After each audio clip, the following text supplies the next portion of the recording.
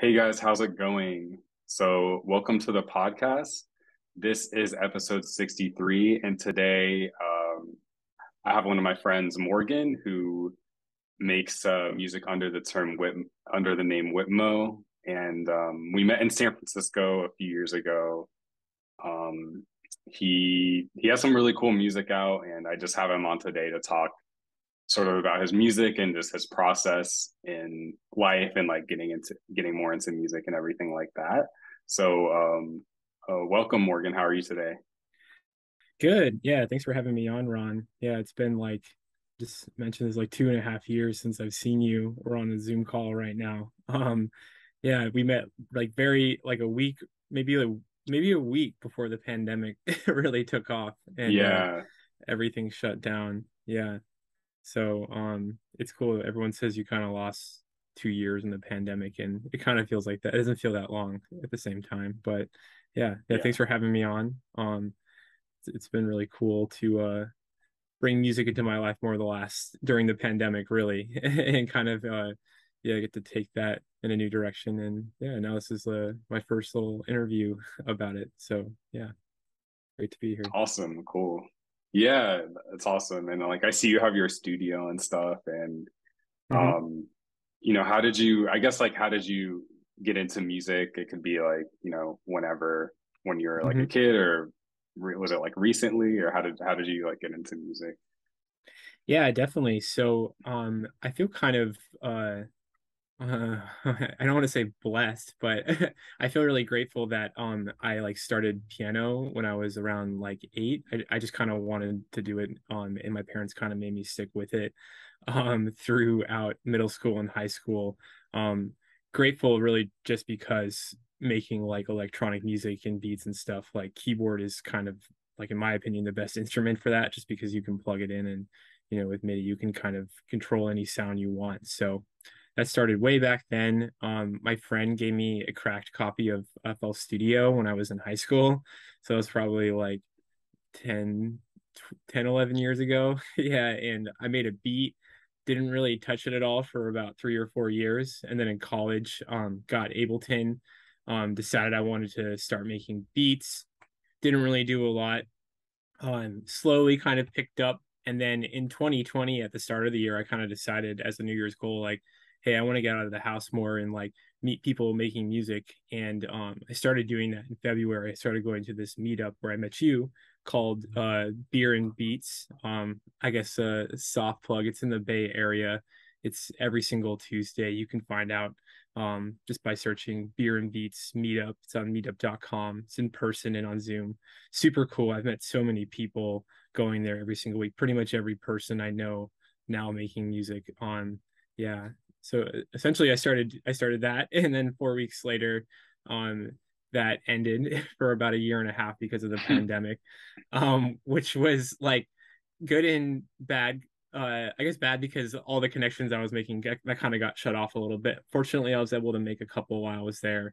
Really good because like I started working from home and kind of realized more recently that I've always known I'm pretty introverted, but just that going into the office every single day and coming home was like very exhausting for me. Just in wanting to make music after that wasn't really like working out. So yeah, just being able to have all that energy back. I really like slowly like kind of lost April in 2020 messing around. Started to just like make more and more music, get more into it, which kind of built up into me releasing a first album with this guy Estevan from the meetup called Bass Slang. That was kind of all the beats I had at that point. But in the last year, the meetup started back up again. So now I'm still working from home, still have that energy, which I'm again really grateful for to make music and started meeting a ton of people through there. And that kind of all culminated in me releasing my first solo EP in July called Faces. It's on all the streaming platforms, but yeah, I really spent a while kind of putting that together from me making sure that like all the production was good and it was mixed really well, but also like wanting to really include a lot of people that I met at this meetup. So if you check out the album, you might notice there's like a couple features on each track, just mostly because like Yeah, yeah. yeah, yeah, that was really cool to do. And kind of have this little community come together through the meetup for that project. So yeah, that's kind of been my journey so far. I make primarily R&B and hip hop through that. I like dance music a lot too, but yeah, that the EP, just to finish my journey, I released that, and to modest, minimal local success. In my circle, everyone really liked it, really liked that, everyone was kind of coming up through, that I was able to put out this project and have so many people kind of be on it. Was a lot of energy that kind of made me realize, oh, I should start doing some like open mics with these people. And since that release, I've kind of like pretty much only been focused on like trying to perform live, which is something I hadn't really done since high school. So it's been super cool to do that and meet more people just through all the open mics and stuff. And now I'm kind of gearing up to build up a little showcase around the EP. So I'm very excited about that. Yeah. So behind me there are a couple Yeah. synthesizers. I have a Pro 3 and a Prophet and microphone up there, do some vocoder stuff. I'm trying to build up and work all these things together to have like this whole little like musical machine that I can do some crazy stuff with live. So yeah, that's kind of like my whole journey and where I'm at currently with it. But I'm down to go into any of that, like the process, or it's been like a lot of figuring out things to get here, like mentally. Yeah, for sure. Yeah. Hmm. Yeah, that's really awesome. And then because yeah, I noticed your EP, like you had a lot of features on it, and it was like very well put together. And like I Thanks. Yeah. really liked how, it's like sort of like an R&B feel, but you have like a lot of different elements from like sort of different genres and stuff in Hmm. there. And it was like very refreshing, Thanks. as a listener to listen to, you know? Yeah. And I guess like how did you, meet some of the features that you had on, and Yeah. was it just sort of like organically? Did you meet them like through beer and beats? Did you just Hmm. meet them through, other musicians who like recommended them, or how did that sort of work? Yeah, pretty much everyone through beer and beats, with the exception of one um rapper. I guess, yeah, most of these interactions, like I kind of realized like I like am not super business minded, and I get kind of burnt out when I really start like hustling and kind of like trying to force things, especially like connections with people. I've never really been good at like um forcing anything like that. So a lot of like the moments that became tracks were just like me kind of at the end of one of these nights being pretty tired, and someone being like, hey, like what beats do you have, like you want to play some, and then being like, oh, let me like hop on that really fast. And me kind of like maybe reluctantly in the moment being like, yeah, I guess like I'm here, like I guess I can record you, but like it's kind of exhausting to record someone at the end of a night. But I'm like so grateful that I did. And like I kind of like we had a little get together to release the album, and I kind of dedicated it to just like saying yes to things because like a lot of the Yeah. yeah, like the second track has kind of been the one that's been most popular. It's called Waves Up. And the two people, there's like four people on that track, which is kind of crazy. But the guy who sings the hook and the backup vocalist, the guy's name is Styx, and Shauna.fm is the backup. Like kind of the first night I met them, and like the takes I took from that night are the ones I put on the end. And that was kind of when I like listened to it later. I was like, whoa, I can make like a whole EP if like I have stuff like this. So yeah, like really just those small moments so many times, like little things, like a track where I didn't feel like it was really working out. And then someone was like, yo, can I like try some guitar on that really fast? And again, being kind of like, oh, yeah, like sure, I'll like record you, like thinking maybe I won't use it. Maybe I like at worst I'm just humoring them, but then in the end I'm Mhm. like, whoa, this is super cool. Like I feel like now I feel like the track's complete. Like it has this element that I couldn't figure out. Yeah, I definitely like think a lot, like overthink and maybe overanalyze, like especially the my own tracks. Like I think one thing that was cool about this is like I wasn't moving around outside of my house as much as I am now. So I had like a lot more time to really like go through and try a ton of things and then like remove them and then like put things back and like mix and mix and mix. So it took an immense amount of time for me to feel like it was finished, kind of just from my own Yeah. preference. Yeah, but in the end, I think that's what made it feel like special to me. Like I really got to like put everything I wanted into it. Yeah, the on that track Waves Up, there's the main rapper that was like a friend. I only met him once in person. He lives in Boston, so yeah, he sent me that stuff just over the internet, which is pretty cool. Um, but yeah, really those small moments, people coming together. Mhm. That's really cool. Yeah, that's awesome. Like, Hmm. and I guess you sort of like mix and mastered everything yourself. I didn't mix the vocals. I paid one of the guys here who goes by Kyle B.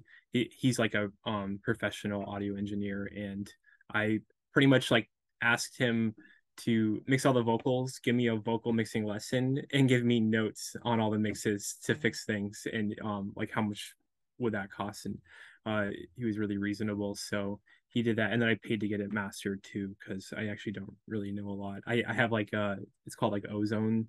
It's like a mastering suite that really when I put it on stuff, I just kind of make it use it to make stuff sound loud when I'm just bouncing it out really fast. So like when I'm at Okay. like the meetup or something, a lot of people use that.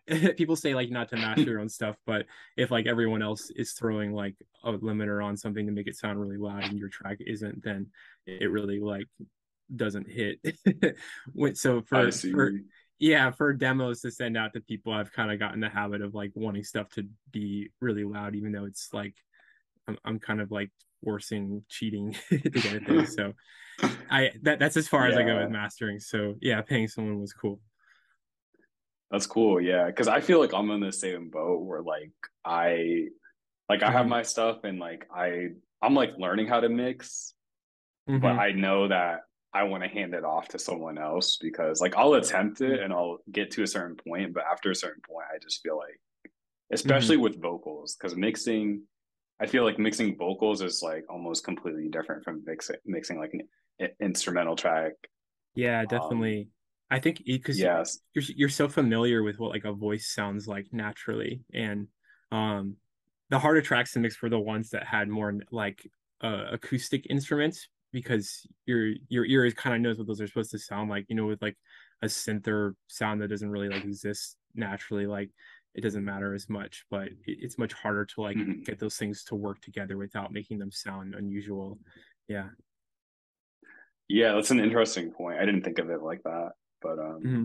yeah, Yeah, I because think I would they work play, good. yeah, Yeah. because I would play like my instrumental music like in the car and be like, this sounds pretty good. Like Hmm. I would listen to, but then like I would play something with my vocals in the car and it would just seem like off. Like Yeah. for some reason, like stuff would be too loud or Yeah. something. It would just mix.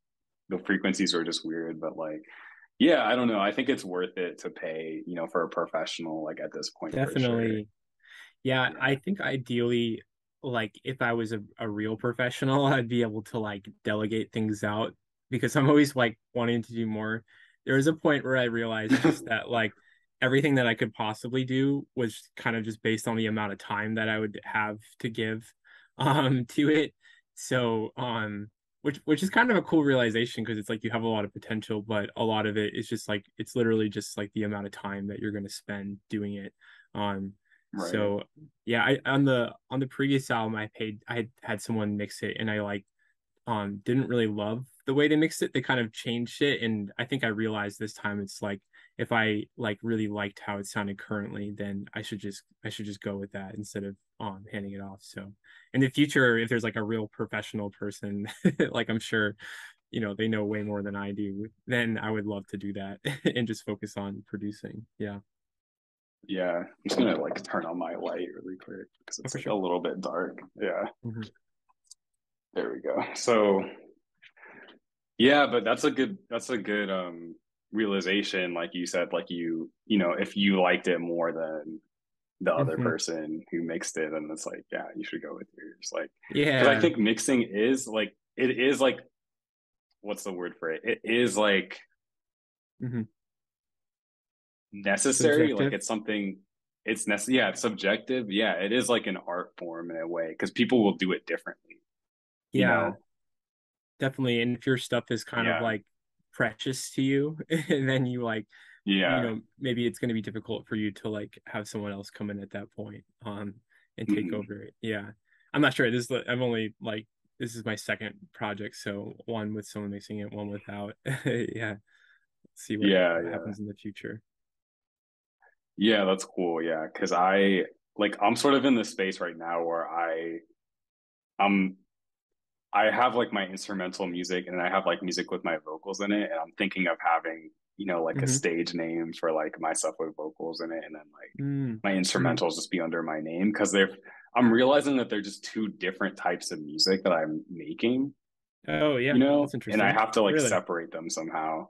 Yeah, it's weird. Like I feel like the music that I make that's instrumental, it's more along the lines of like, like soundtrack music or like Hmm. relaxation music or like even like video game music, but then Hmm. when I sing or like when I put my vocals in it, it's just like I'm more inclined to make like a pop track, and I don't Mm. want to have those two things be under the same artist because they're like completely different, and I like doing both of them, so I'm Yeah, trying to figure that out for myself. I hear you. Yeah. Yeah. Yeah. That makes sense. It's interesting. Yeah, so you started out playing piano pretty Hmm. much. um I guess like how do you see that, like did you get like pretty advanced with piano, or is it more just like an intermediate level where you just took some of the theory aspects and like it helped you write now? Yeah, I think like the I guess, yeah, mostly the theory part and kind of just having the like chops, like the ability to play were pretty helpful at the start, but once I started producing, I think it's really like learning a new instrument all over again. Like that was definitely like helpful where I kind of knew like how to, have parts fit together, but also like it was a lot of like unlearning, like, playing piano, you have like two hands on it a lot of times. And like if you're making like a beat with like different instruments, like you kind of need everything to be in its own little space. Like you really have to be like uh much more concise with each part and like think about that differently. Like I can't be playing like piano parts on everything. So um yeah, I think like through me learning how to produce and learn how to like use that has been really beneficial. And I think just having the background and like playing music and like I did classical lessons growing up and then jazz piano lessons, which I think were a lot more helpful later. So helped me learn how to like improvise and like create. um that was definitely really beneficial. Yeah. That's cool. And have you when you produce, do you use like any other instruments like MPCs or anything like that, or are you mostly just using the piano and then like drawing stuff in? Like what's like your style for like writing a Yeah. track? So I usually will kind of start on like either with like a part that I wrote on piano. Sorry, it's my dog's messing around. I'll usually start with like some like chords and like a melody or something that I wrote, but more recently I got like these synths which are so cool and like kind of like force or enable me to explore a lot more than I would in like a synth inside like a DAW like on your computer, like the music making software. Yeah, like uh I guess two parts with that. The synths are really cool because like I like tried to synthesize stuff for a long time but never really got into it. I think just kind of the workflow wasn't as like intuitive, or I didn't really get in like a flow state. And like having like something in front of me that has like all the knobs is just like physical knobs, like really you start to kind of get in and start just like turning things. And like you kind of, as you learn them more, you kind of know like where to go to like kind of push the sound in a different direction. So you kind of get into flow state with that. So that's really inspiring. Sometimes I'll like get this like crazy thing that sounds like trash, and I'll just like uh, just start again from scratch. Sometimes it'll be like really beautiful, ethereal sounding, and I can save that off for later to pull up, or maybe I'll try to record it right away. So I'll start with like piano or that. Usually pretty quickly. I'll pull in like a drum sample. Like I'll get a lot of samples from Splice, and I really love like percussion samples, like especially like live hi-hats and stuff are really cool. I think the one weakness I've always had is like establishing a really strong groove that like kind of like gets you in like a nice like rhythm, like even like moving like kind of dancing while you're making stuff. So having like someone that recorded themselves playing like live hi-hats, like instantly get that piece in. And then I'll start pulling in like drum samples individually, like kick and snare, chesting them out, get them thrown on a drum rack in Ableton, which is just kind of the device that lets me use like the drum pads. I have this like device right here, and Yeah. I'll like usually start by kind of tapping into pattern live just because it kind of goes a little bit quicker, but then inevitably it's a lot of like mousing, kind of moving stuff around on the grid to kind of get the groove really established. So once I have the drums, kind of the little like piano or synth part started, then I'll kind of just like try to do as much as quickly as I can, not really like get bogged down, like make the bass part, make the next part. Like pretty much every track I've started, like most of it's all there in like the first hour or two. So I've learned to really try not to get hung up on something. And as soon as like an idea doesn't work or something, I just like move on. I actually got this like timer right here. You can hear that. And I always have it set Mhm. to 25 minutes because like I don't know if you've heard of the Pomodoro technique. Yeah. Um yeah, I've tried that on and off, and I think I've learned when it comes to like assigning myself tasks, like I'm extremely focused on the thing in front of me and it's really hard for me to divert. So this Mhm. helps sometimes, but I'll try to like slap it on if I'm moving really quickly and it's like, okay, in 25 minutes, it's like pencils down, like move on to the next part. So I don't get like locked in on like this like really tiny little detail. It's not really gonna change anything. Um, Mhm. yeah, and then at that point, like, once I kind of run out of that initial motivation, like I'll maybe the next day I'll pull it up. I've learned through time to really kind of let ideas sit, and if it didn't work out in that first session, then I've learned it's like it's probably not really going to work out in the end. And I like heard this expression like kill your babies, which is like I Yeah, think yeah. yeah, I like it's sometimes I get like philosophical if I'm like walking around like about like the creative process. But a couple things have stuck with me that I thought were really cool, which is that like um creation is kind of like the opposite of destruction, but they're kind of the same thing in the way that whenever you're like creating something, you're making a decision about how to move forward, but you're also like making the decision to not go with all the other possibilities at the same time. So it's almost when you're creating is you're almost kind of like destroying like more possibilities than you are like deciding, which is and then eventually you get down to the end, which is when you're just done like getting rid of all the potentials, yeah, which is like I think why I spend so much time too is like I really have a hard time like committing and like moving on. um so yeah, with that, I've with time like gotten a lot better at just like letting ideas that I thought were really cool, thought were the one, but didn't work out the last two times, just like forgetting about them and like being like really forgetting about them. Like I learned, especially if like a project's like 6 months or a year old, like I cannot go back to it. It's always been like poison, for my time. I push it a little I more, and see. it just like it takes more time than it's worth. Yeah. So nowadays it's been cool. I'll just try to make like those hour little demos like when I start my session, and then um, you know, eventually like go back through them and maybe pick like one or two that sounds really promising, and then keep trying to bring that one up. Yeah, Mhm. it's been fun to do that. Yeah, move fast and just like move on. Yeah. Yeah, that's so hard. That's such a good perspective because like Hmm. there's there's always like you can judge yourself and you can get into make trying to make something perfect and then you get frustrated. Yeah. But Yeah. I think the hardest thing is like the last like 20 to 10%, it's Hmm. like when you finish like 80% of the song and you could Yeah. The almost 80 sometimes 20. do that relatively quickly. But then like you get to, almost the end, you're like, dang, like how do I tie this up? Like how do I make this like a song as Yeah. opposed to like a project? And like that's Yeah. something that I struggle with. So I definitely Yeah. understand that.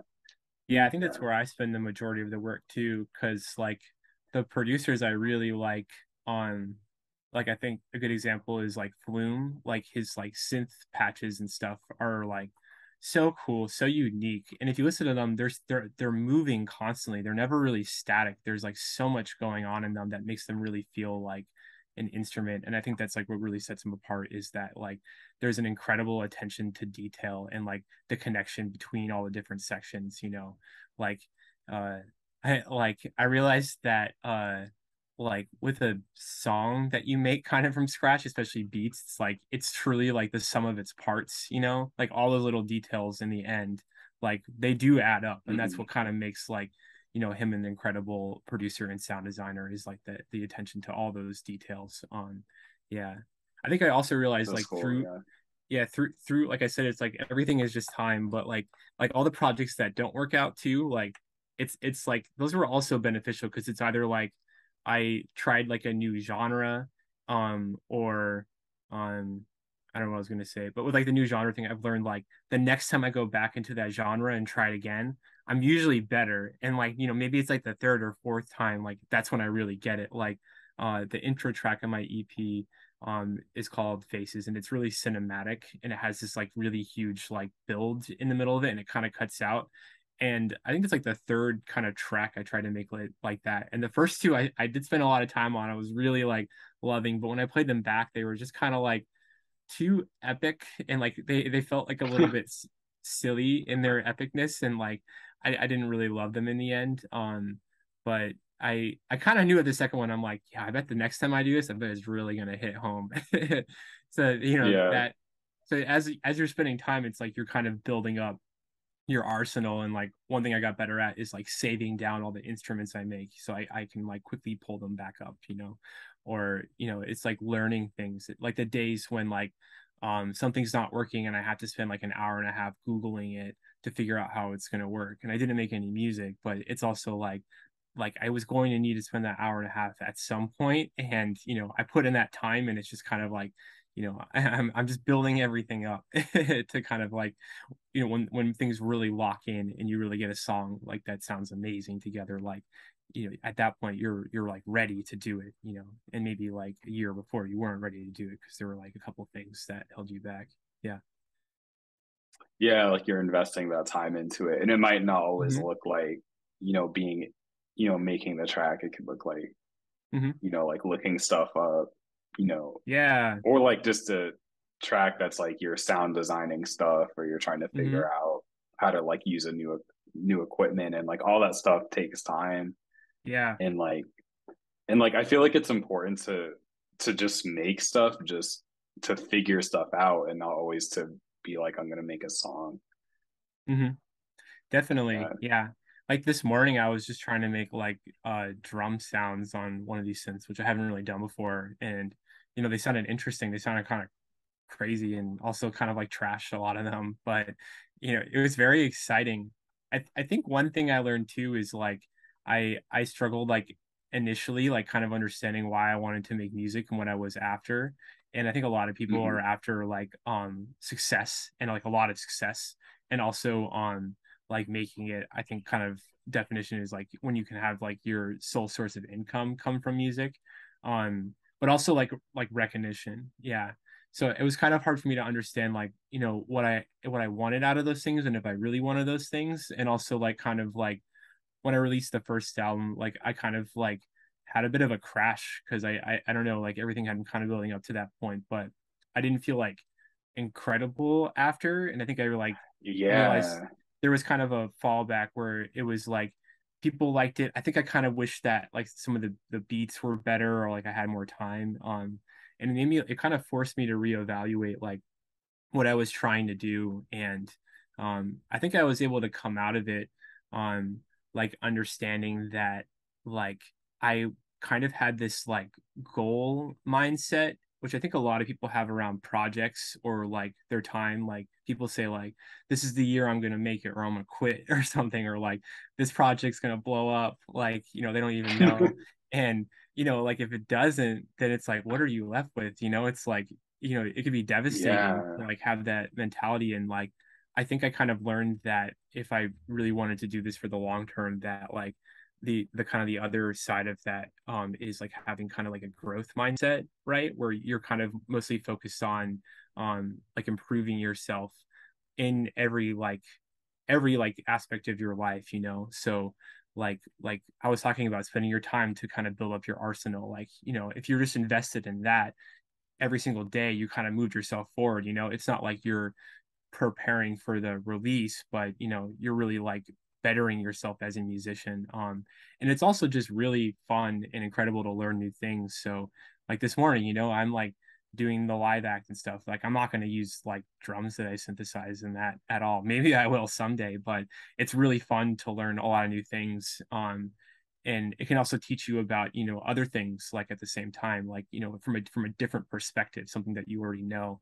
um yeah, Yeah. so I Yeah. forget why I was talking about this, but yeah, I just kind of Mhm. like realized I needed to kind of look a little more inward about what I wanted to do. And I think like ultimately like decided I want to do this for a long time, and I don't want to burn out while I'm doing it, which kind of made me step back and kind of think of everything as just practicing too. That was really helpful. Like even the first open mics I've been doing, like I was kind of nervous, but I kind of realized too, like this isn't like the performance. It's also just an open mic, and like people don't really care. Sometimes, sometimes when I'm nervous, I kind of tell myself, I'm like, Mhm. people are like bored out of their minds. It's been like 2 hours. Like they don't even really like, they're not even really paying attention anymore. And like that for me is really Yeah. assuring. Yeah, I'm like, okay, yeah, I'm just gonna go out there and like try my best. And like the biggest thing you could do is just like learn from the experience. Like the first one, I was thinking like, Mhm. I don't even care if I crash and burn. Like I'm just gonna learn a ton this time about like what it's like to be up there, and like how I, getting all my stuff prepped. Was I prepared? What could I do better next time? And the performance went really well, which was cool too. That's like a nice high. Um, but yeah, like once I kind of threw myself in there, it was kind of like hedging myself from like failure almost. Yeah, Mhm. like setting myself up where I wouldn't like feel like I failed. But maybe I'm also just being a little bit like protective of my emotions. Like I'm trying to be guarded with that mentality. But it's worked out pretty well. Yeah. It's made like That's doing good. music Yeah. really enjoyable. Yeah, Yeah, that's good. And then I just wanted to sort of segue into like the for sure. performance stuff like that. Like Hmm. how how's like that been for you? Or, like what are some of the hurdles that you had to Hmm. get over, some of the things that you needed to learn to, be able to perform live? Yeah, I think initially it was just worrying that like I wasn't like uh tight enough playing where I would really be like effective at playing live. Like when I'm just recording stuff here, I'm usually kind of tracking like an 8-bar loop, and I'll just kind of run takes until I get it like semi perfect, and then I'll always go into the DAW and correct errors or move things around. I'm not ashamed to say like I play a bass line. I'll go in and make sure that like the bass is going to hit when the kick hits in line, so that I can just have everything like sit really well. Or maybe I wanted to like Yeah. add a note on top. So that's been cool. But so I kind of realized that like I'm definitely good enough to play like open mics. Like open mics are open mics, and they're going to be fun. Um, and what also was kind of like assuring was like realizing that all of the like incredible attention to detail I like put into, or I like make myself think about, like maybe I'm doing this to my own destruction. But when I'm playing live, like it's going to be on like a speaker, it's going to be on one speaker, it's going to be in mono. There's not really going to be that level of fidelity, so it doesn't really matter how good stuff sounds to you. It's just got to sound right. Like you can just tell that kind of the idea Like in almost time, like in yeah. time. Yeah, it's not going to matter if like the piano, you couldn't hear like the mid highs as much. I don't know. So I like just being able to Hmm. let go a lot has been cool, and like yeah, remove a lot of things. Also what's really incredible about it is like I since oh, does this say less than 1 minute? Is there a Yeah, we so might have to. Oh, for sure. I'm gonna like do another. I'll just send you another invite because Okay, yeah. it like cuts me off, I guess. Oh yeah, no sweat. Yeah, we just pick up Yeah. from there. think I remember what I was talking about. You can stitch it. Okay. Yeah. Yeah, I guess I'll just leave it now just so we don't like get randomly cut off, and then I'll just send you another one in Instagram. Sure. Yeah, sounds good. All right. Okay. Cool. See you in a sec. All right. Yeah. All right. So we were talking about, I think we were talking about live performance and then, Yeah. stuff. You don't have to be as careful with like certain sound elements.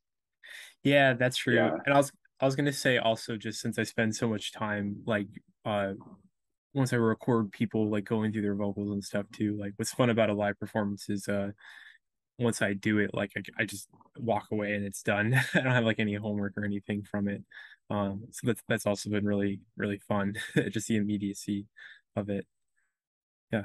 Yeah, that's cool. So when you do your live stuff, do you have like your features like there with you typically? Or like, are you like playing the instruments or what are you doing? hmm Yeah, I'm usually playing piano, and we've been doing like a mixture of like some of the songs we've done together.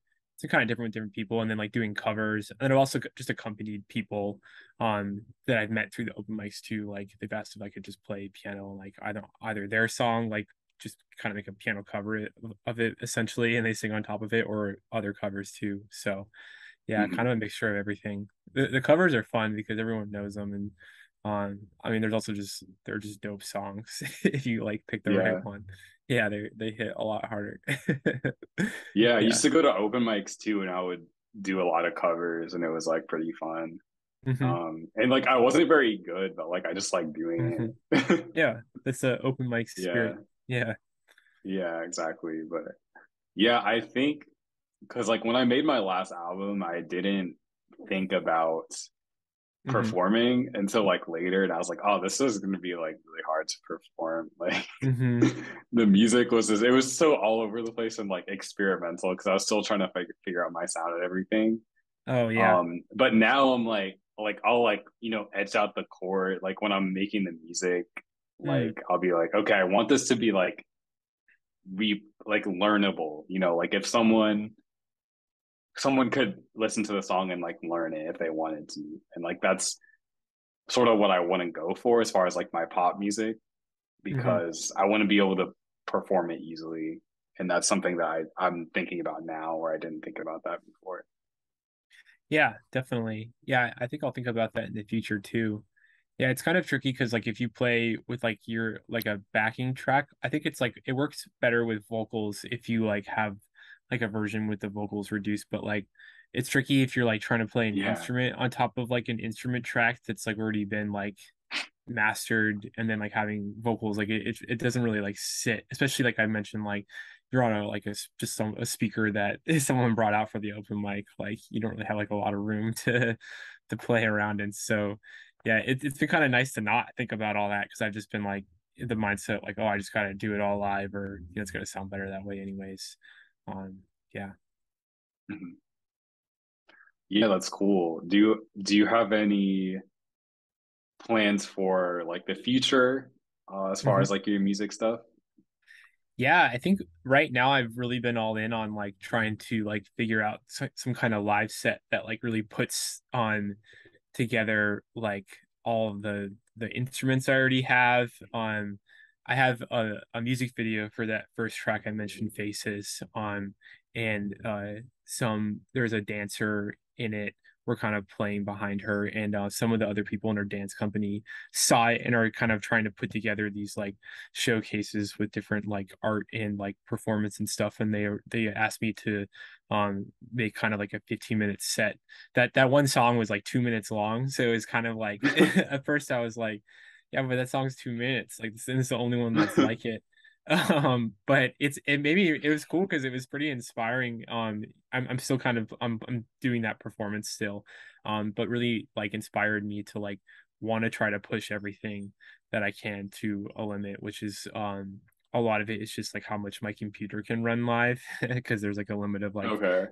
CPU, and also having it like not have any latency. Like, when I play, like the piano sound comes out right away. You can always like have a little bit of a delay. Your CPU will have a little bit more to work with, but yeah, having the synthesizers is really dope because they can make some really incredible sounds, and they don't use any of my CPU at all. So I like Nice. just yesterday for the first time brought like one out of the house with me to like do a rehearsal. So like it's cool to like also break those out and make everything more mobile. Yeah, that's kind of the Yeah, big because thing. Hmm. yeah, because I guess that's a skill in itself, like just live Hmm. performing in general, Oh and yeah. like figuring out what you're gonna play and like how to hook everything up and Yes, everything and like like that. also just trying to eliminate a lot of things you might have to do. Like I don't know. I'm figuring out like how much I can reasonably do, whether it's like changing the instrument sounds and stuff live. Like you don't want to have to remember like a million little like knob movements and stuff, because I think it's kind of impractical for a live setting when like things are like something is going to go a little bit wrong. I think each time like it's not going to be perfect.